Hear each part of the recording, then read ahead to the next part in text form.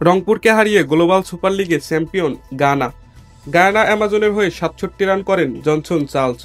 196 run তাড়া করতে নেমে জয়ের জন্য শেষ 3 ওভারে দরকার ছিল 69 রান, হাতে 2 উইকেট। মাহিদুল ইসলাম ও কামরুল ইসলাম এখান থেকে আর কি বা করতে পারতেন। যতটা সম্ভব পাল্টা লড়াই চালিয়েছেন তারা। রংপুর রাইডার্স ম্যাচ হেরেছে আসলে নিজেদের ইনিংসে প্রথম 10 ওভারে। গায়ানার প্রভিডেন্স স্টেডিয়ামে গ্লোবাল সুপার লিগের ফাইনালের গায়ানা অ্যামাজন ওয়ারিয়র্সের মুখোমুখি হয়েছিল রংপুর। গায়ানার প্রায় 200 সুই সংগ্রহ তাড়া করতে নেমে 10 ওভার শেষে তাদের স্কোর 65 রানে 3 উইকেট।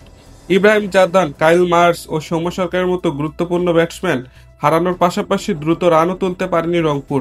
শেষ 10 ওভারে 132 রান তোলার চাপটা নিতে পারেনি নুরুল হাসান সোহানের দল। 20তম ওভারের শেষ বলে কামরুল আউট হয়। 19.5 ওভারে 164 রানে অল আউট হয় রংপুর। 32 রানের জয়ে গ্লোবাল সুপার লিগে নিজেদের প্রথম শিরোপা জিতল গায়ানা। গত বছর এই ফ্র্যাঞ্চাইজি লিগের প্রথম আসরে শিরোপা জিতেছিল রংপুর। দর্শক, এই ছিল খেলাবাজের আজকের ভিডিওটি ভালো লাগলে লাইক করুন আর নিয়মিত খেলার আপডেট ভিডিও পেতে আমাদের চ্যানেলটিকে সাবস্ক্রাইব করে রাখুন।